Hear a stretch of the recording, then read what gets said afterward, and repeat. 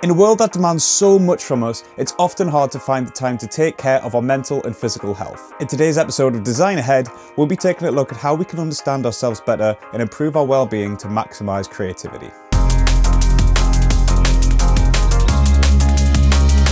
So welcome back to Design Ahead with me, Jake Fernandes, and today we're going to be talking about health and well-being. Now, don't click off, because I know I'm not a health and well-being expert, I'm a UX designer.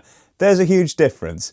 But I think over the past 5 years, I've came leaps and bounds in understanding myself, understanding the importance that health has, understanding mental capacities, how small things throughout the day can really impact your creativity. And I think there's a lot of value in the things that I've learned. I think there are so many things that I wish I knew when I was coming out of university, stepping into the industry for the first time.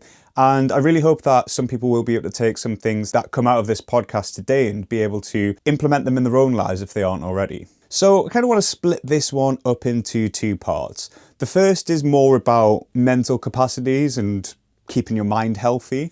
The second is a bit more about physical aspects and, exercising, going to the gym and the smaller things that you wouldn't really think about and the way that it has impacted me on my day-to-day life. And I also want to make this quite relative to my own personal journey. So, I was coming out of university at 22. I really didn't care much for physical health. I, used to play football ages ago when I was a kid, but I didn't go to the gym at that point. I had never really ran before. And I had sort of dabbled in meditation. I was quite enjoying what I was doing there, but didn't really understand the major benefits from it. The same with my food, university lifestyle. I was just eating frozen foods, takeaways, pizzas, everything under the sun, because I was quite lucky that I could pretty much eat anything and not gain weight just on my metabolism. I never really had a core reason to understand health and well-being at that point, but definitely as the time went on and as I got more invested in trying to take care of myself, I noticed not only the physical benefits, but impactfully the mental benefits and the way in which I approached work was so much better that I started taking care of myself. In this first segment, I want to talk about mental capacities, workloads, and things that you might not really think about on a day-to-day basis, but there's a lot of great science out there, and there's some great YouTubers who've done videos on this, namely Matt Devella, and they've investigated things like decision fatigue, which is a huge thing that not many people really consider. So what is decision fatigue? Well, as we go throughout our days, whether that be a personal day or a work day, we are constantly making decisions from what am I going to have for breakfast to what creative decision should I make, or should I use this color palette or a different one? So when we take this into account, we are constantly making decisions, and every time we make a decision, a bit of our mental capacity is drained. And that's why by the time we get to about 4 or 5 o'clock, when we've had a very intense day, we can feel ourselves starting to shut down and we've got nothing left to give. And now there are many things that contribute to this. If you're drinking a lot of coffee throughout the day, you're probably going to have a little bit more energy than most. If you're eating quite well, then again, you'll have a bit more energy. But if we trace it back to that core principle of decision making, making big decisions a lot of the time is going to take up most of that energy. And that means that when we sweat the small stuff, it starts to take up some of that valuable brain power. And now, of course, there are going to be some smaller decisions that are important, but it's trying to minimize the amount of decisions that we can make throughout the day. So if we're doing something really creative, like creating a poster or a design system, for example, we might start to sweat some of the small stuff like positions or sizes. And for all that it might be great to make bespoke, a lot of that could be taken away by using a template to start with. There are so many times that we could easily use a pre-built design system and then layer on top of it. And not only does that make it easier for developers, but it makes it so much easier for designers as well. Again, if you're creating user journeys and personas, it's so much easier to have a template ready for you to use instead of creating a new one every single time. And of course, these might be larger items or bigger tasks that are broken down throughout the day, but just making things a lot easier for yourself. You don't have to reinvent the wheel every single time. It is okay to use templates no matter what people say, because the entire world is built on templates. You don't just build a house from scratch. There's going to be blueprints, there's going to be an architect that's probably rebuilt the same style of house 100 times over. A little bit of that is debunking the myth around templates are bad when they are definitely not. I would 100% recommend anybody to start using templates and make their lives a lot easier. Save that brain power for the big decisions, for the big meetings, and make sure that you're maximizing yourself in those instead of getting burnt out before you even get to them. Another aspect of this is the way in which our batteries drain throughout the day. Now, this is probably inevitable, really. You're going to get to the point of 2 o'clock, you're going to get that lunchtime crash, you might have a coffee, and then you hit crash again at 4 o'clock. It's inevitable, really. So knowing how to structure your day is just as important as actually performing the day itself. So what I like to do is, where possible, I want to shove as many meetings as I can into the afternoon and save my mornings for the creative spark. So as a UX designer, if I'm building a prototype or maybe some wireframes for a new design, I would like to allocate as much of the morning as I can to doing the creative tasks. It doesn't mean that I'm not going to perform well in those meetings. It just means I can use my brain power on the creative stuff, make sure it's as good as I can possibly have it, and then I don't feel the pressure to do that at the end of the day. And being able to do this is pretty critical when you get to some of the higher levels, senior lead designers. Yes, you might not be doing as many of those creative tasks if you are someone like a lead designer, because your meetings are going to rule your day. But for the most part, you do want to save anything that is really important and is going to take a lot of brain power to do in the morning, and then have meetings afterwards. So the second part is a bit of a two-parter in itself as well. I want to take you guys through my journey over the past few years in health and well-being, and I want to show you how the things that I've learned have really impacted me as a professional, me in my day-to-day life as well, my overall happiness, fitness, everything really. And then I want to give you some of the actionable things that I wish I'd learned way back 5 years ago. So I came out of university at the end of 2019. I'd got my graduate job in early 2020 and started working as a creative designer in a design agency at that point. Of course, everybody knows what happened in 2020. It was COVID, so the whole world shut down about 6 weeks after I'd started. And that meant I was just working from home on a permanent basis, and I still am, 4 years on. And at that point, I was still very much in university mode. I was living with other people, I was finally earning a wage from an actual full-time job that I'd never had before, and I was obviously enjoying myself when obviously we could, being able to go out in between the lockdowns. It was the 6-person rule at that point, but I was trying to get out and socialise as much as I could while we had the opportunity. And of course, that meant I'd be going out on Tuesday, Wednesday nights, sometimes till 1, 2 o'clock in the morning, and rolling out of bed first thing in the morning at 9 o'clock, ready for work. And I was really good at getting the work done. I was always active in meetings, I never missed a day of work, and I was an overall pretty good employee. But of course you do want to enjoy yourself in your early 20s, and there's nothing wrong with that. I just felt there was so much more I could be getting out of my own work day, out of my professional career, that I wasn't really capitalising on. Long term, I really did want to climb the career ladder. I didn't want to just kind of scrape by and do the bare minimum that was asked. I wanted to constantly evolve, and I wanted to change ideas, and I've got my own things that I want to be putting in place. So that was something that was going to have to change over time. So I started by joining the gym in 2020, 2021. And I'd never been to the gym before, really. I was a pretty scrawny teenager growing up, and just didn't really have the physique for the gym. But I did find it quite fun at the time, although it wasn't really the best gym in the world. It was pretty much just a warehouse with some weights in it, but I was starting to enjoy it a little bit. And then I think we all got locked down again and things closed, and it just kind of fell apart for me at that point. But when COVID started to die down in late 2022, I started to think a bit more about my well-being and, got out of that university life phase and moved into a place by myself. And that's when I rejoined the gym. I'd started running for the first time in my life. Absolutely hated running up until this point as well. And I also started eating better. I bought a trial subscription of HelloFresh. I thought it was a really good idea to get myself exposed to some new recipes and could kind of pick things, low calories, high protein, and get the ideas for some things that I could start to make on a regular basis. And at that point, it really did start to dawn on me that I was enjoying the gym because I was going to a good gym with good equipment. It was a nice environment to be in, and I wasn't pushing myself to the limits every time.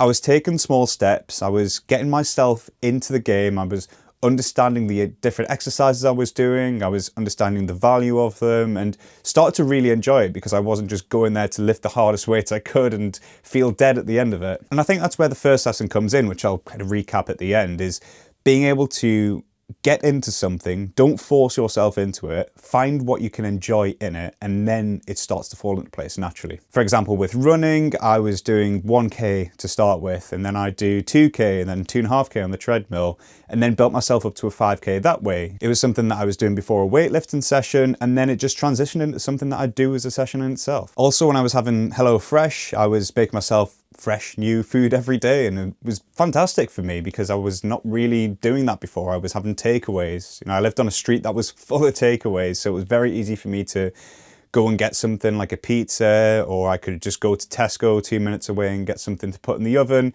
But now it was challenging me to actually make my own food. There were quick recipes as well, which were great, and this isn't an ad read for HelloFresh at all, but I would recommend it just as a starting place. In fact, any meal delivery service is absolutely brilliant because you get things that are quick, that are good for you, and you can keep the recipes, which is the main thing. I cancelled my trial after the period had finished, but I still had about 15, 20 different recipes that I really liked, and the best thing about that was that I could start to do meal preps, which is batch cooking meals that I could have for 3 or 4 days on the bounce.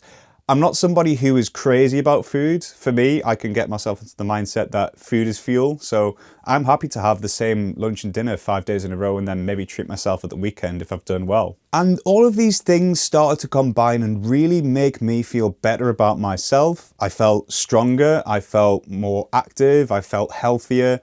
And mentally, I felt so much sharper. Just eating right and exercising well, who would have known it could have made such a difference? And that really started to pick up in my work. I wasn't rolling out of bed at 9 o'clock anymore. I was starting to get up earlier and earlier, which is another thing I'll talk about. I was eating well throughout the day, so I always had enough energy. I wasn't relying on 4 or 5 coffees a day, went right down to 1 or 2. And I wasn't feeling sluggish towards the end of it. I was getting a gym session in about lunchtime and felt brilliant. Now, I am a night owl, and that is in my DNA. I did do a 23andMe, which found out that my natural wake-up time is around 8:58 a.m. or something like that.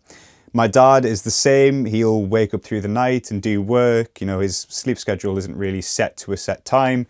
And it's something that I loved throughout my teen years, was being able to game all night and sleep all day. And of course that works well for a 16-year-old who's got no real commitments. He's happy to spend the school holidays on Xbox and spend as much time as you want playing games. But it doesn't really transition well to somebody who wants to do really well in their professional career. So that's something I needed to knock on the head. I would still be going to bed about 12, 1, 2 o'clock in the morning, waking up at 9. The benefits of working from home is you can just roll out of bed and you're at work. But the problem for me is that I was waking up first thing and my brain was just not ready for work. And having important meetings first thing in the morning, it's not really great to be waking up an hour before. And my problem was that I noticed I was getting tired about 8, 9 o'clock, and I just kind of refused to go to bed that early because waking up at 6 a.m. was something that was so foreign to me. And I was thinking, well, what am I going to do at 6 or 7 o'clock in the morning? But naturally, I started to accept that it's probably a good idea to go to bed at 9, 10 o'clock if you're feeling tired and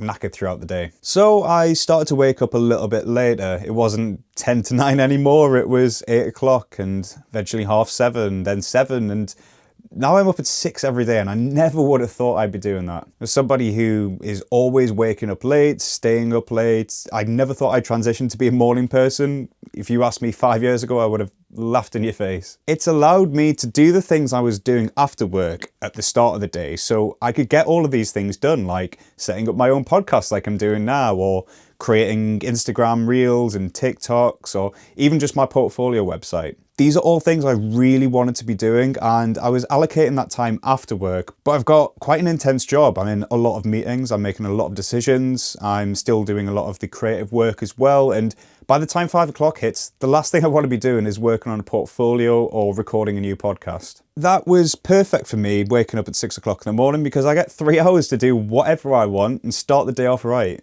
So now I'll wake up at 6 o'clock in the morning, I'll cycle over to the gym to get 45 minutes to an hour workout, I will do some Spanish revision, I might record a podcast or write some reels. And by then I've had my breakfast and I'm starting the workday at 9 o'clock, already succeeding for 3 hours. And personally, it just feels so good, and I can't believe I didn't do this earlier, because it makes it so rewarding throughout the entire day that I've already succeeded in so much, and I feel really, really sharp, switched on, and I'm at my best at 9, 10 o'clock in the morning. So honestly, all these things combined have pretty much changed my life. And no, the natural evolution of me going from a university student to a young professional has been quite a transition, but all of these things have helped me maximize and be able to understand myself better in order to get the most out of my day and, again, excel in the things that I do. Recapping what we have discussed today, the first thing for me is understand decision fatigue and just think about some of the smaller activities or the smaller decisions that you can remove or make a lot simpler in your day. For me, a big one is batch cooking lunch and dinner. I never have to think what I'm going to have throughout the week because I know it's going to be chicken, rice, and a Korean sticky sauce for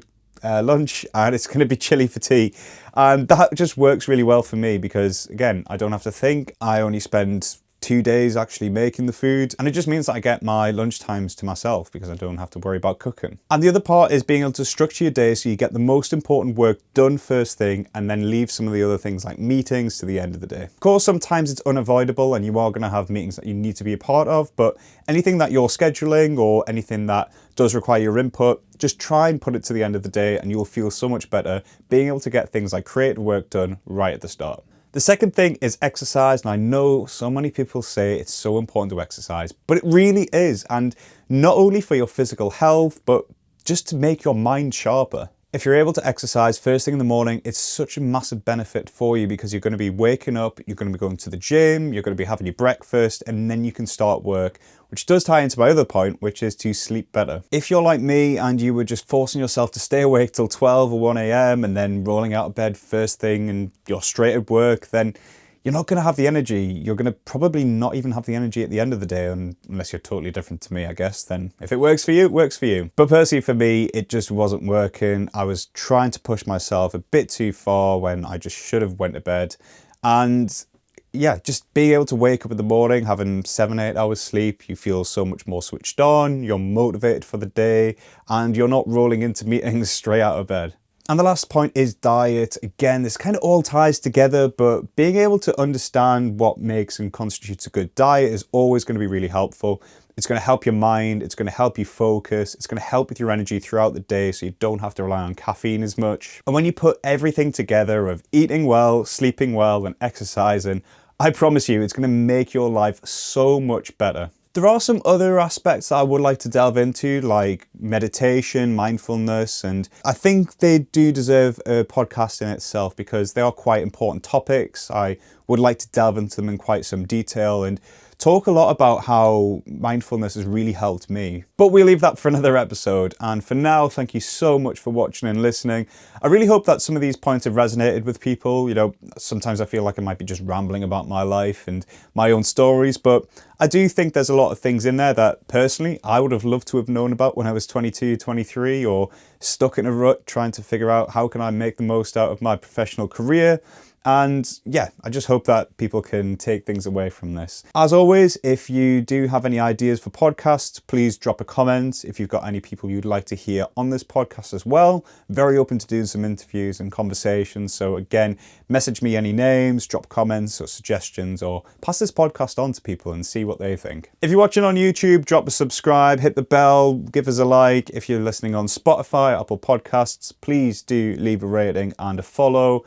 Much appreciated, and you'll be staying up to date with every time we release a new episode. And of course, I am on Instagram and TikTok creating short form content at Let's Design Ahead, so drop a follow on those if you're interested, and I will catch you guys in the next episode.